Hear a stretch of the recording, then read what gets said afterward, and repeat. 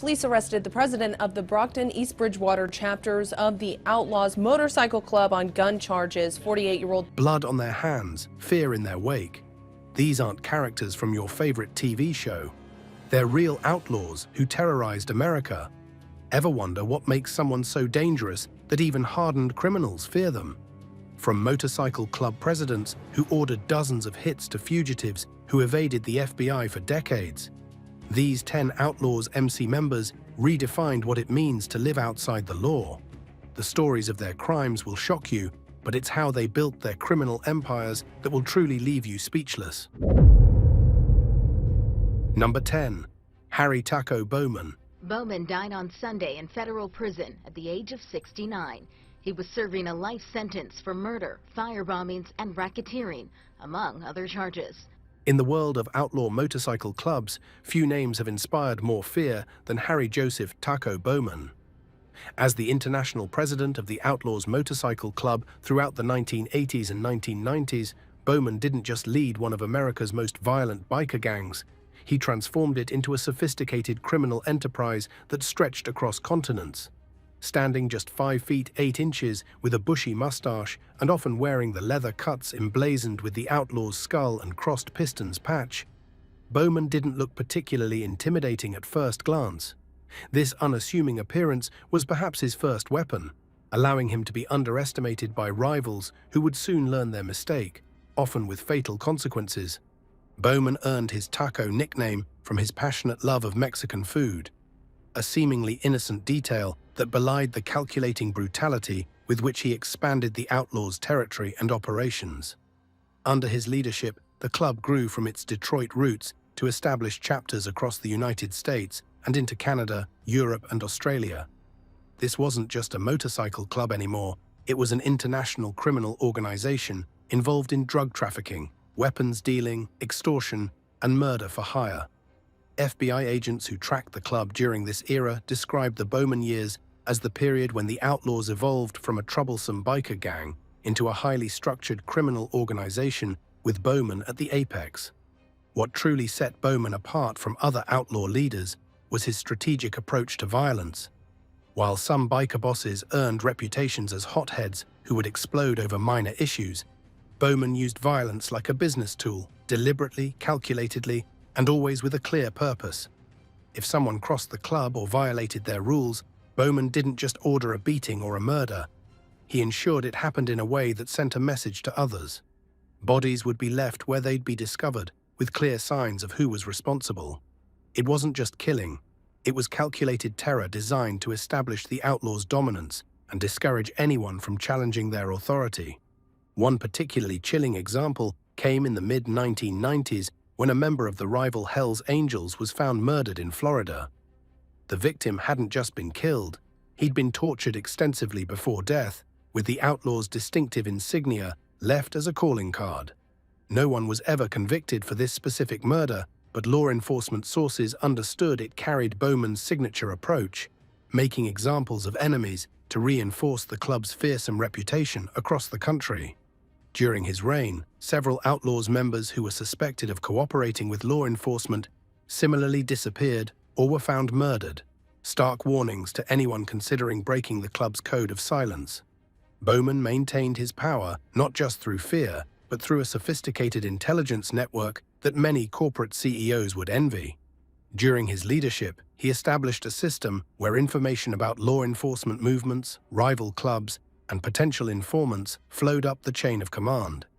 This network included corrupt law enforcement officers, courthouse employees, and even hospital workers who could tip him off about investigations or when injured rivals might be vulnerable.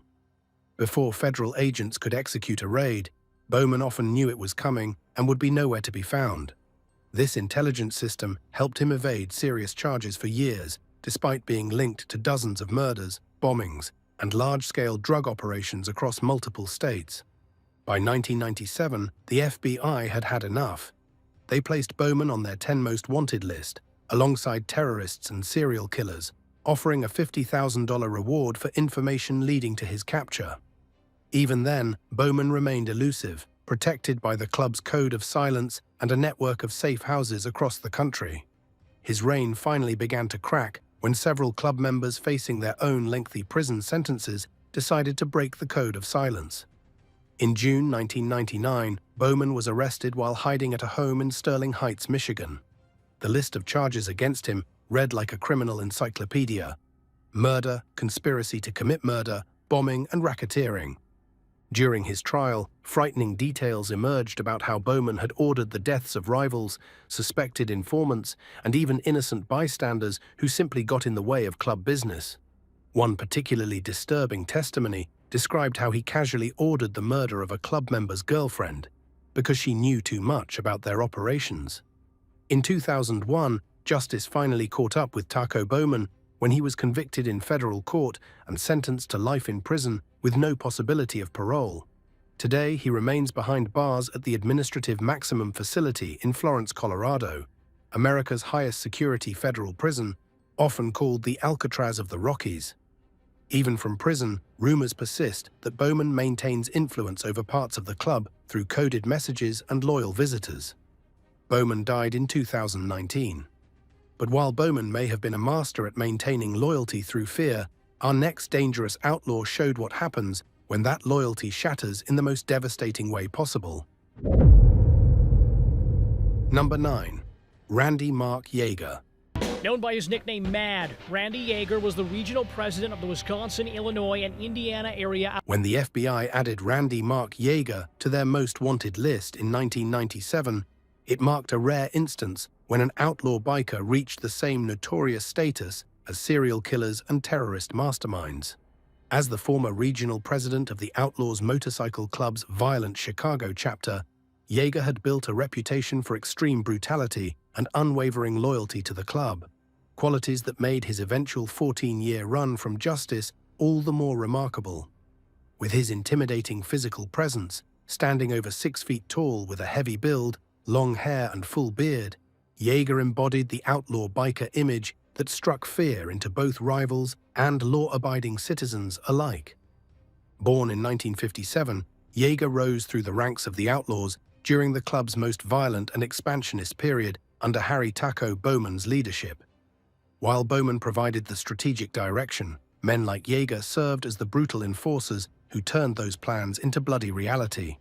Throughout the late 1980s and early 1990s, Yeager's name became synonymous with the Outlaws' most extreme enforcement actions against rival clubs, particularly in the ongoing war with the Hells Angels for control of lucrative criminal territories across the Midwest. Former members would later testify that Yeager didn't just participate in violence, he reveled in it, often volunteering for the most dangerous and brutal assignments. What distinguished Yeager from other enforcers was his combination of physical intimidation and tactical thinking. He wasn't just muscle, he was someone who could plan complex operations against rival clubs and then personally lead the assault. This dual capacity made him particularly valuable to the Outlaws' leadership and particularly dangerous to anyone who crossed him. Law enforcement sources described operations where Yeager coordinated multi-state efforts to target Hells Angels affiliates, using counter-surveillance techniques and military-like planning that showed a level of sophistication far beyond typical gang violence. By 1994, federal authorities had compiled enough evidence to bring massive racketeering charges against the Outlaws' leadership, including Yeager. The indictment read like a catalogue of organized crime: murder, arson, bombings, drug trafficking, and witness intimidation. Most of the indicted Outlaws members were quickly arrested, but Yeager had vanished. While many expected him to be caught within months, no one anticipated that he would become one of the most successful fugitives in American criminal history, evading capture for an astonishing 14 years. While on the run, Yeager wasn't living in caves or surviving in the wilderness. According to what authorities would later discover, he had established a comfortable life in Baja California, Mexico, living with his girlfriend Margie Jelovchich in a modest but pleasant house near the beach. Locals knew him as Stephen Bowman, an American expatriate who kept to himself but was otherwise friendly.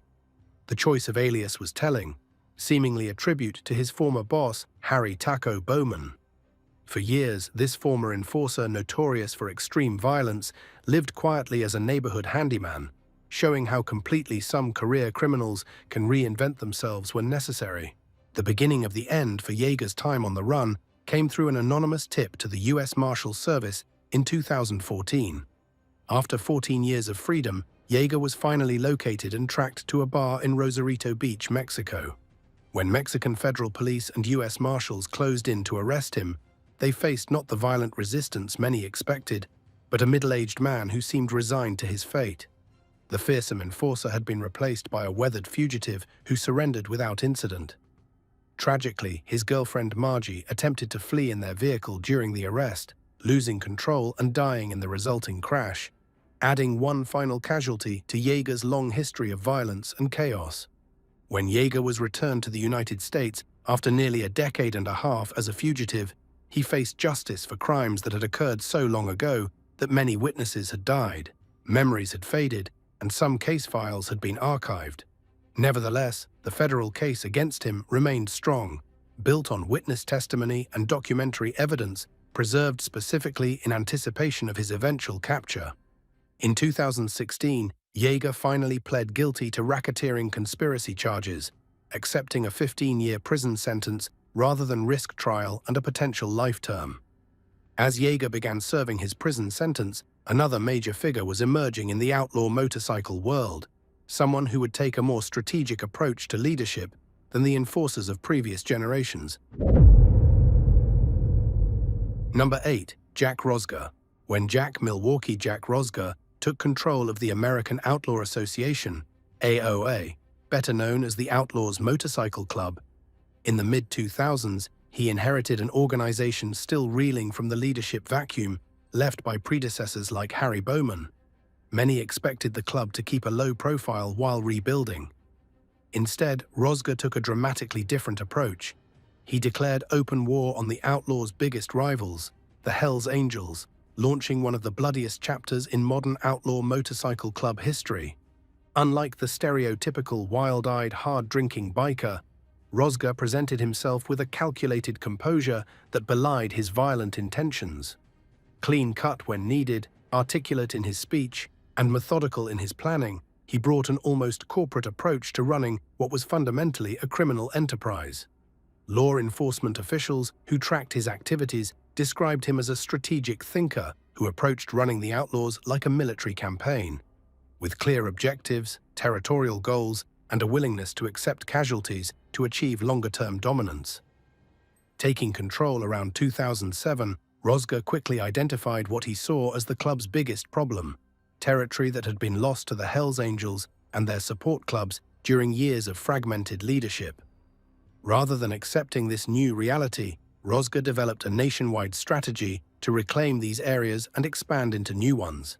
At a national officers' meeting in 2008, he reportedly laid out his vision in stark terms, telling his captains it was time to put the Hells Angels back in their place, whatever it took.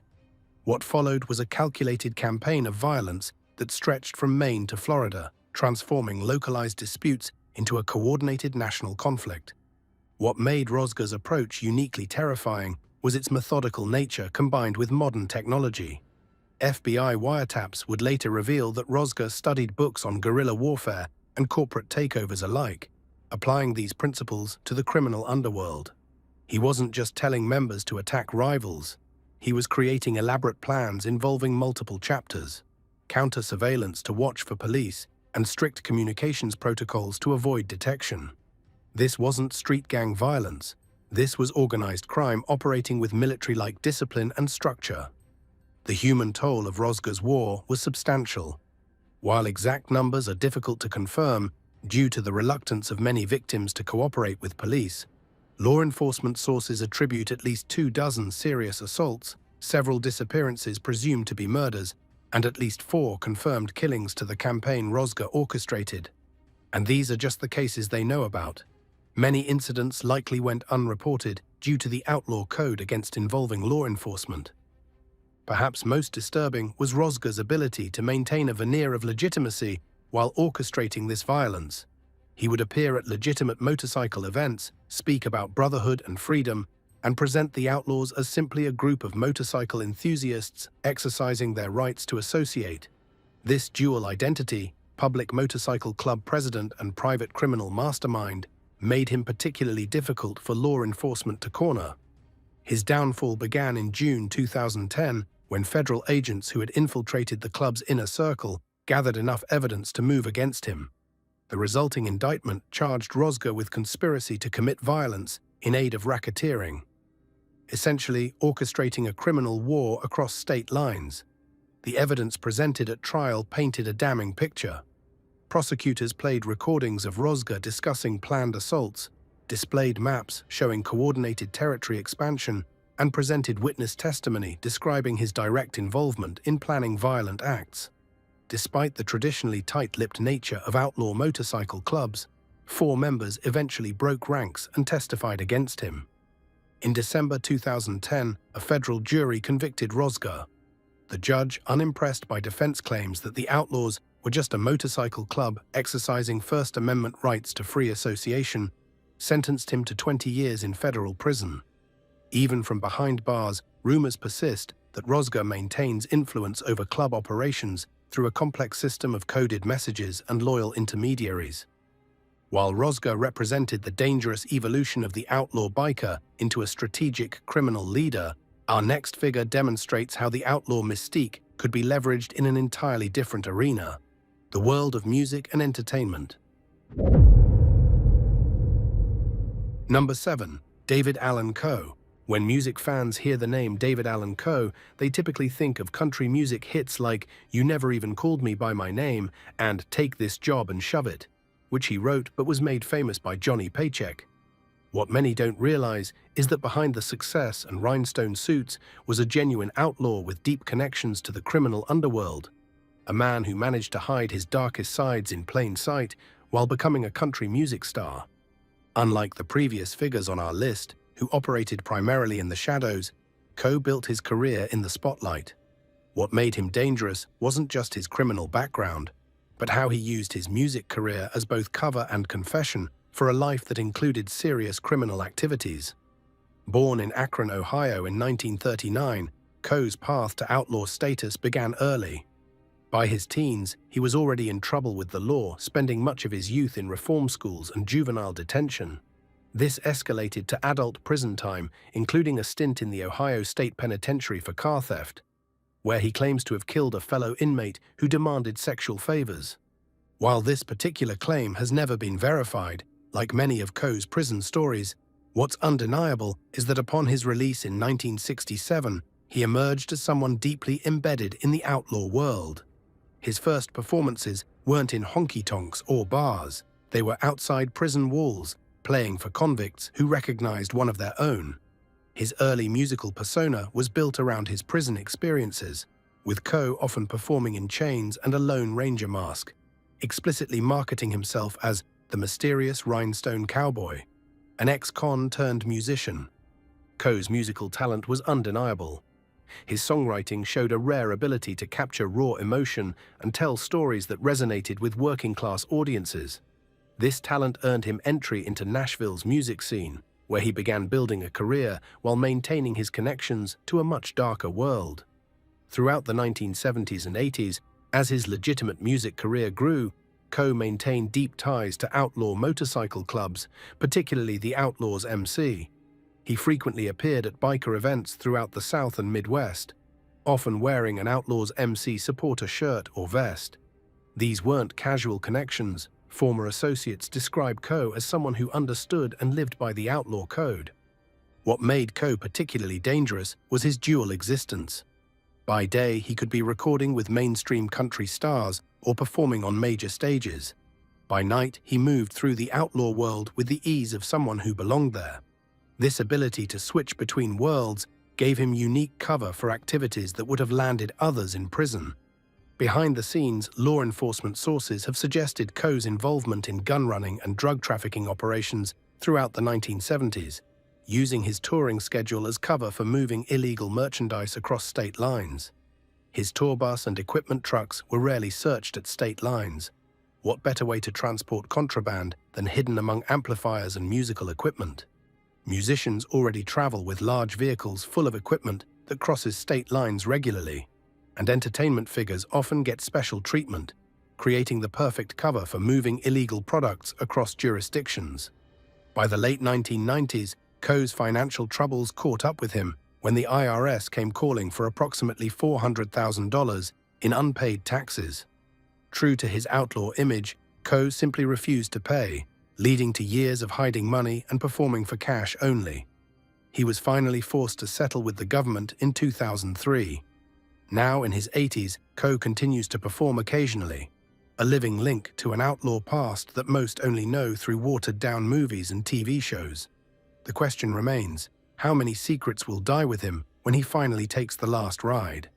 While Coe represents how the outlaw mystique could be leveraged in the entertainment world, our final figure shows what happens when an outlaw's actions are so extreme that even the justice system struggles to handle them properly, creating one of the most controversial cases in Florida's criminal history.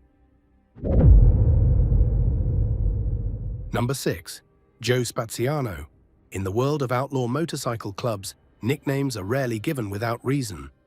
So when Joseph Crazy Joe Spaziano earned his moniker, it spoke volumes about a man considered unstable even by the loose standards of the outlaw biker world. As a founding member of the Florida chapter of the Outlaws Motorcycle Club in the late 1960s, Spaziano quickly built a reputation for extreme violence and erratic behavior that made him feared by enemies and allies alike. Standing over 6 feet tall with wild eyes and an unkempt beard, Spaziano became the boogeyman other outlaws warned about. The enforcer you didn't want showing up at your door. What made him particularly dangerous wasn't just his capacity for violence, but its unpredictability. Most outlaw enforcers had clear reasons for their violent actions: money, territory, club business, or personal vendettas. With Spaziano, no such predictability existed. Minor slights, or sometimes nothing at all, could trigger extreme violence that shocked even hardened criminals accustomed to the rough justice of the outlaw world. Unlike more strategic outlaws who used violence as a tool, Spaziano seemed to enjoy inflicting pain for its own sake. Former associates described instances where minor disagreements at club gatherings would end with Spaziano inflicting brutal beatings that went far beyond what even outlaw code considered acceptable. When he walked into a room, the atmosphere would instantly change as everyone, including fellow club members, became tense and watchful. The club tolerated his behavior because having someone that unpredictable was occasionally useful. People were terrified of him, which made them less likely to cross the outlaws. But there was always a sense among club leadership that sooner or later Spaziano would go too far. That moment came in 1973, when the mutilated body of a young woman named Laura Lynn Harberts was discovered in a trash dump near Altamonte Springs, Florida. The brutality of the crime shocked even veteran homicide detectives. While investigating this murder, authorities began looking at similar unsolved cases in the area and soon connected another murder with similar characteristics to Spaziano. His reputation for extreme and unpredictable violence made him an immediate suspect in these particularly brutal killings.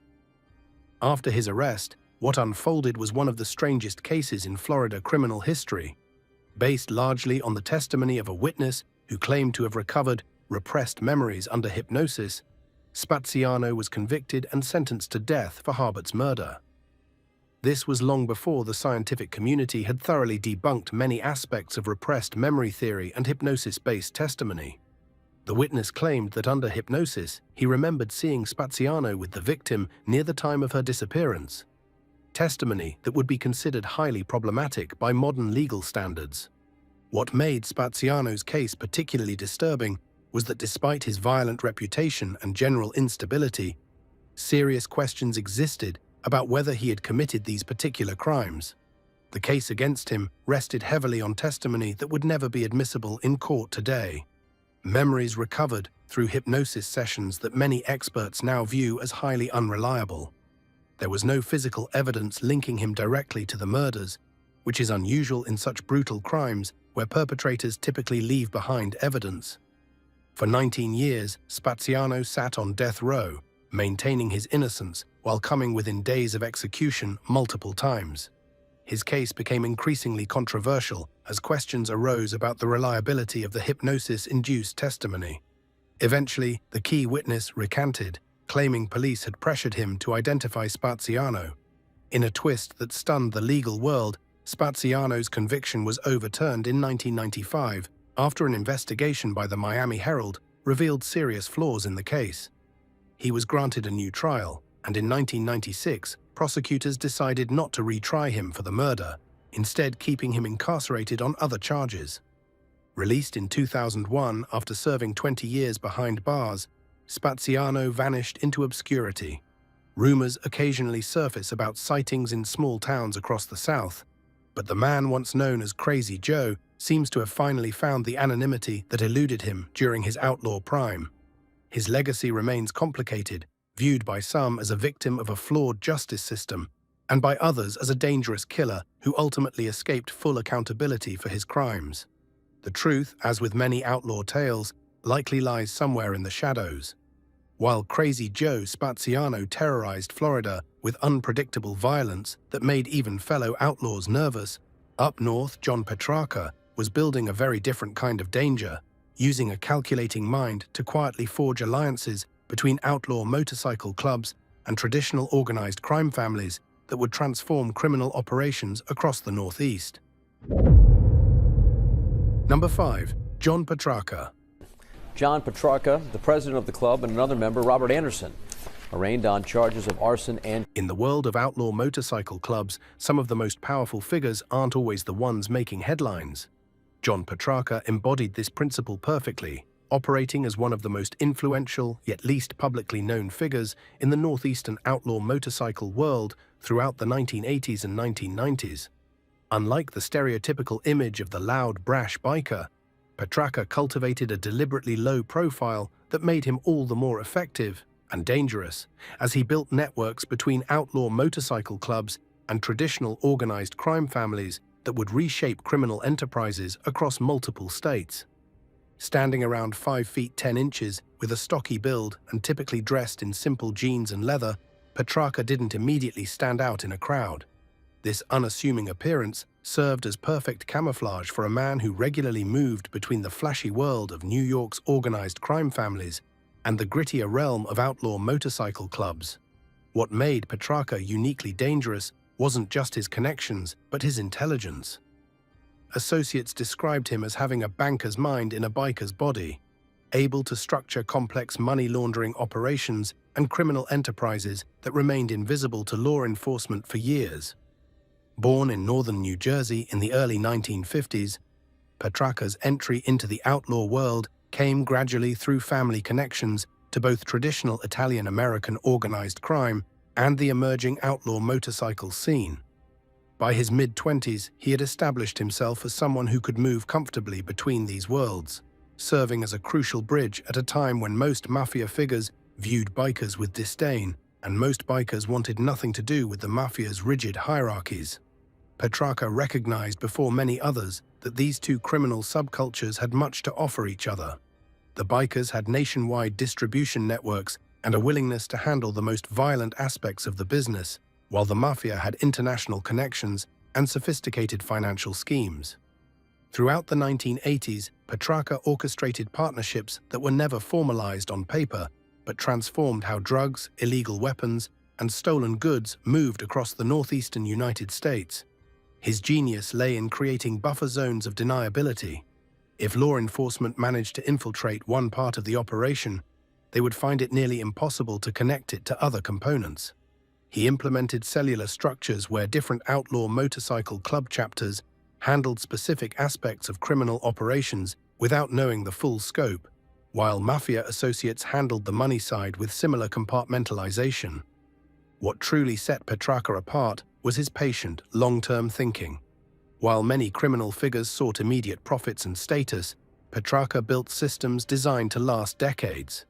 He established legitimate businesses, everything from motorcycle repair shops to construction companies, that served dual purposes, laundering criminal proceeds while creating employment for loyal associates. These businesses became community fixtures, gradually building a facade of respectability that helped shield the criminal operations beneath. By the early 1990s, Petrarca controlled a network of over 24 such businesses across 4 states, each one a small piece in his carefully constructed empire. Law enforcement officials who investigated Petrarca described the frustration of building cases against him. Unlike flamboyant criminal figures who flaunted their wealth or power, Petrarca lived modestly in a middle-class neighborhood, drove American-made cars that weren't particularly new or flashy, and maintained minimal paper trails. He understood that survival in the criminal underworld demanded invisibility, and he practiced this principle religiously. When associates were arrested, they discovered Petrarca had insulated himself so thoroughly that connecting him to specific crimes proved nearly impossible. His downfall began not through traditional law enforcement methods, but through an internal conflict within one of the outlaw motorcycle clubs in his network. A leadership dispute erupted into violence, drawing unwanted attention to operations Petrarca had carefully kept in the shadows for years. As federal investigators descended on the club, they began to uncover the intricate connections Petrarca had established. Through financial forensics and testimony from arrested associates facing lengthy prison terms, authorities gradually assembled a comprehensive picture of Petrarca's criminal empire. In 1997, after a 3-year investigation involving multiple federal agencies, Petrarca was indicted on racketeering charges. The evidence, when finally assembled, revealed the true scope of his operation: drug trafficking networks spanning 7 states, money laundering operations processing over $10 million annually, and connections to at least 3 homicides where he had ordered but not personally carried out the killings. Despite his careful precautions, the sheer scale of his operation had eventually created too many potential weak points. Following a trial that revealed just how thoroughly he had infiltrated both legitimate businesses and criminal organizations throughout the Northeast, Petrarca was convicted and sentenced to 24 years in federal prison. Even after his incarceration, rumors persisted that he maintained influence over certain operations from behind bars, though the extent of this continued control remained speculative. What's certain is that the criminal networks he established continued to function in various forms long after he was removed from direct control. While John Petrarca operated as a shadowy power broker between the outlaw motorcycle world and traditional organized crime, Thomas "Tomcat" Maine emerged as something entirely different. A warrior willing to put himself on the front lines of America's bloodiest biker conflicts, earning the reputation as one of the most feared enforcers in Outlaw's MC history. Number 4. Thomas "Tomcat" Maine. In the violent world of outlaw motorcycle clubs, most members talk tough, but only a select few earn reputations that make even hardened criminals pause. Thomas "Tomcat" Maine wasn't just another patchwearer. He was the embodiment of the Outlaws Motorcycle Club's warrior ethos, a man whose name became synonymous with unflinching violence and absolute loyalty during the bloodiest chapter of modern biker warfare. As the Outlaws' national enforcer and a member of their elite Black Region Special Operations Unit, Maine represented a new breed of outlaw, one who combined tactical training with traditional biker brutality to create something uniquely lethal. Born in the working-class suburbs of Chicago in the early 1950s, Maine's path to outlaw royalty began with military service in the late 1960s, where he developed skills that would later make him exceptionally dangerous in the criminal underworld. Unlike many who drifted into biker culture through drugs or rebellion, Maine was drawn to the structure and brotherhood aspects of outlaw clubs, seeing in them a reflection of the military camaraderie he had experienced. By the mid-1970s, he had prospected with the Outlaws' Chicago chapter, quickly establishing himself as someone who never backed down from violence and executed orders with military precision. Maine earned his road name Tomcat through a combination of tactical prowess and predatory violence. Like his namesake aircraft, he was both technically sophisticated and devastatingly effective. Fellow outlaws described his unusual calm during chaotic situations, with one former member noting, "Most guys get amped up before something goes down. Tom got quieter, more focused. That's when you knew something serious was about to happen." This cold calculation made him particularly valuable as tensions with rival clubs escalated throughout the 1980s and 1990s. His rise to national prominence came during the Outlaws' territorial war with the Hells Angels, when Maine was appointed to the club's elite enforcement arm, known as the Black Region. This secretive unit operated across chapter boundaries, handling the most sensitive and violent assignments for the national leadership. As part of this unit, Maine reportedly participated in numerous operations against Hells Angels members and their support clubs, earning additional patches that insiders understood represented confirmed kills for the club. What distinguished Maine from other violent outlaws was his methodical approach. Unlike enforcers who relied solely on intimidation and brute force, he applied military-style planning to outlaw operations. Former associates described him meticulously researching targets, studying locations for days before attacks, and creating detailed escape plans. This tactical sophistication made operations under his direction particularly effective and difficult for law enforcement to solve afterward. By the late 1990s, Maine had been elevated to the Outlaw's national leadership structure, serving as both a regional president and the club's national enforcer, a position responsible for maintaining discipline and coordinating responses to external threats. During this period, federal authorities identified him as a key figure in what they described as an organized campaign of violence against rival clubs, particularly in the South and Midwest regions where territorial conflicts were most intense. Maine's downfall began in 2004 when federal authorities launched Operation Roadrunner, a massive RECO investigation targeting Outlaw's leadership. As arrests mounted and former members began cooperating with prosecutors, Maine became a primary target due to his direct involvement in the club's most serious violent crimes. In June 2005, federal agents surrounded his Maine home to serve arrest warrants related to racketeering and murder charges. Rather than surrender, Maine chose a path few outlaws take beyond their tough talk. He engaged federal agents in a gun battle, dying in the exchange of fire at age 59. His death immediately transformed him into an outlaw legend. The Outlaws created memorial patches bearing his name, and his final stand became part of the club's mythology, the warrior who lived and died by the Outlaw Code. Law enforcement sources later revealed that evidence linked Maine to at least 7 murders across 4 states, though the true count may have been higher. In death, he achieved what many outlaw bikers only talk about, a reputation that would be remembered and respected throughout the club's territories. While Thomas "Tomcat" Maine built his fearsome legacy through tactical precision and frontline combat in the American Outlaws MC, Mario the Wop Parente took a different approach in Canada, transforming from a Satan's choice street fighter into a strategic Outlaws president who would wage a decades-long territorial war against the Hells Angels through both brutal violence and calculated alliances.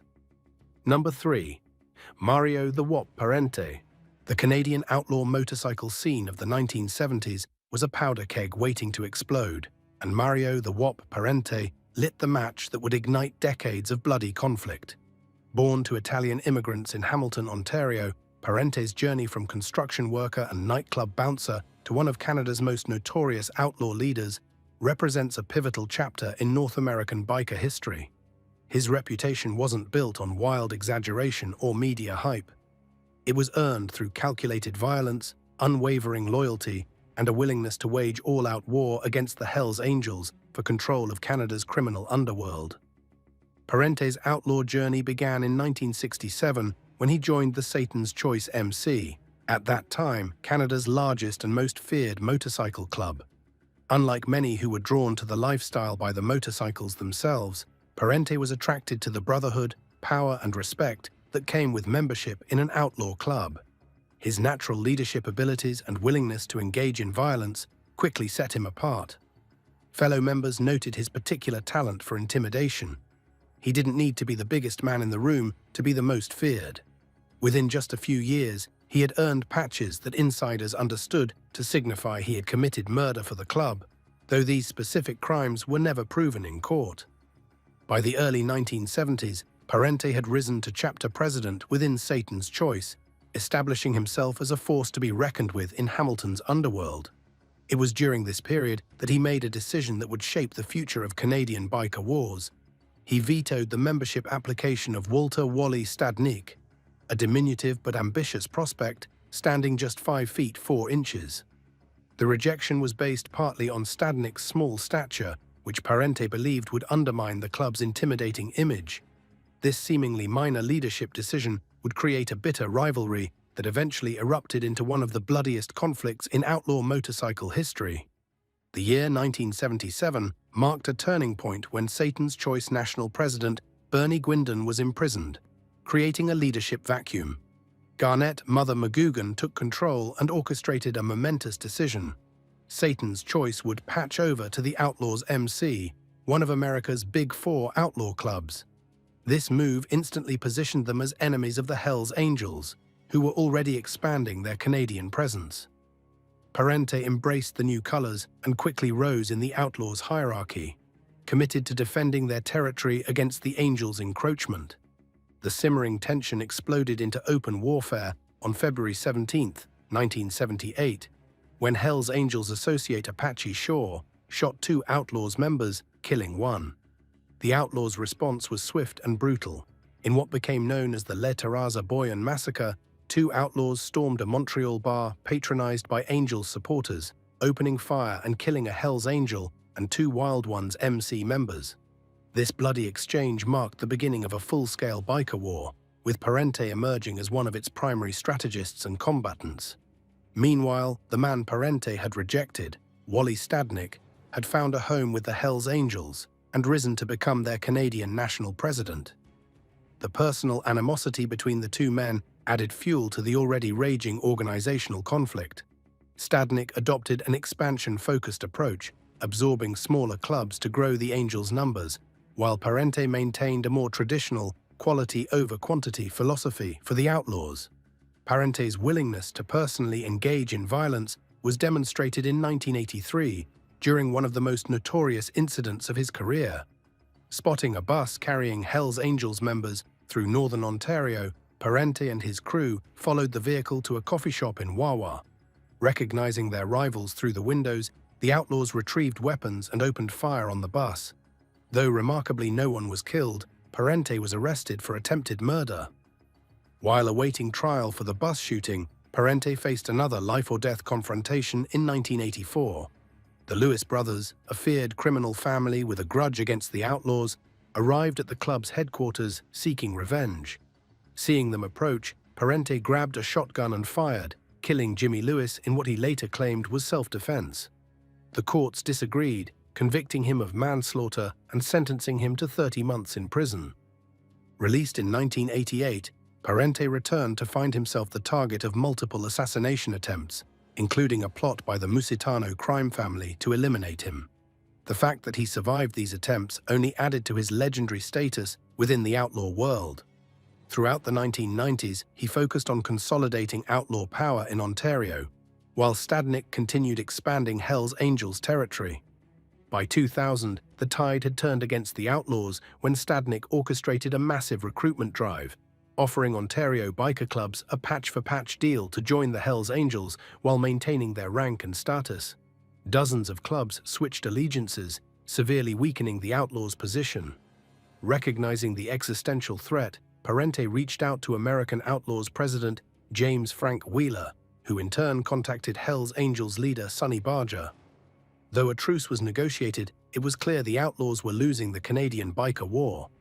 The final blow to Parente's reign came in 2002 when Ontario Provincial Police launched Project Retire, a massive crackdown resulting in 58 arrests, including Parente himself. Though the charges against him ultimately collapsed when key witnesses refused to testify, the legal battle left him financially ruined. Disillusioned by the lack of support from his fellow outlaws during his troubles, Parente eventually resigned as national president and retreated into legitimate work in the construction industry. While Parente represented the establishment of enduring outlaw power in Canada, our next figure demonstrates how these organizations expanded westward, establishing new territories and connecting previously isolated criminal markets.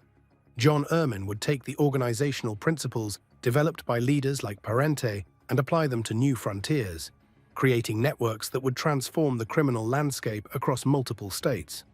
Number 2. John Erman. In the complex ecosystem of outlaw motorcycle clubs, certain figures operate not as visible leaders, but as crucial connectors. Men whose power comes not from official titles, but from their ability to link different criminal networks into cohesive operations. John Ehrman exemplified this role throughout the 1990s and early 2000s, operating primarily in the western states as a shadow power broker whose influence extended far beyond any official position he held. While less publicly known than presidents like Parente, Ehrman's impact on the expansion and sophistication of outlaw operations across multiple state lines made him one of the most significant figures in modern outlaw motorcycle history. Born in 1954 in a small town outside of Reno, Nevada, Ehrman's early life provided little indication of the significant role he would later play in outlaw motorcycle culture. Raised in a working-class family with no particular criminal connections, he discovered motorcycles in his late teens and quickly became immersed in the growing biker scene of the 1970s Nevada desert. What distinguished Ehrman from countless other young men attracted to motorcycle culture was his exceptional intelligence combined with a natural talent for connecting people and identifying opportunities that others missed. Standing just under 6 feet tall with an unremarkable appearance that allowed him to blend into almost any setting, Ehrman cultivated a deliberately low profile throughout his criminal career. Unlike many outlaw figures who embraced visible signs of their affiliation through tattoos, patches, and distinctive clothing, Ehrman could easily pass for a middle-class business traveler when necessary. This chameleon-like quality became one of his greatest assets, allowing him to move between different worlds, from outlaw clubhouses to casino boardrooms to legitimate business meetings, without attracting unwanted attention. By the mid-1980s, Ehrman had established himself as an independent contractor of sorts, working with multiple outlaw motorcycle clubs rather than pledging exclusive loyalty to any single organization. This unusual position would have been impossible for most, but Ehrman's unique talents and careful diplomacy made him valuable enough that clubs were willing to share his services. He developed expertise in creating secure transportation corridors for drugs, weapons, and cash across the western United States, establishing routes that minimized exposure to law enforcement surveillance while maximizing efficiency. What truly distinguished Ehrman's operations was their scale. By the early 1990s, he had established transportation networks spanning from the Mexican border through California, Nevada, Utah, Idaho, Oregon, Washington, and into Canada. These weren't simple drug-running operations, but comprehensive systems that moved multiple types of contraband in both directions. Drugs might travel northward, while weapons and cash moved south, with legitimate goods sometimes mixed in as cover. The economic impact was substantial. At the height of these operations, tens of millions of dollars in illegal merchandise moved through Ehrman's networks annually. Perhaps most remarkably, Ehrman managed to operate for nearly 2 decades without facing serious criminal charges. This wasn't merely luck, but the result of his obsessive attention to security and his understanding of law enforcement techniques. He maintained strict communications discipline, frequently changing phones and vehicles, avoiding electronic communications for sensitive matters, and compartmentalizing information so that even his close associates knew only their specific roles rather than the full scope of operations. He kept no records, managed no territory, and held no official position within any club, making him an almost invisible target for prosecutors building conspiracy cases. By the early 2000s, however, the increasingly sophisticated surveillance capabilities of federal agencies began to close in on Ehrman's operations. A multi-agency task force focusing on interstate transportation of narcotics eventually identified patterns in the movement of vehicles and goods that pointed to a centrally organized network. Through confidential informants, electronic surveillance, and traditional investigation, authorities gradually assembled a picture of Ehrman's role as the architectural mastermind behind multiple trafficking corridors. In 2004, after a 3-year investigation involving the DEA, FBI, and state agencies across 7 states, Ehrman was indicted on multiple federal charges, including conspiracy to distribute controlled substances, interstate transportation of stolen goods, and racketeering. The case against him was built largely on the testimony of former associates who had been arrested in various operations and chose to cooperate in exchange for reduced sentences.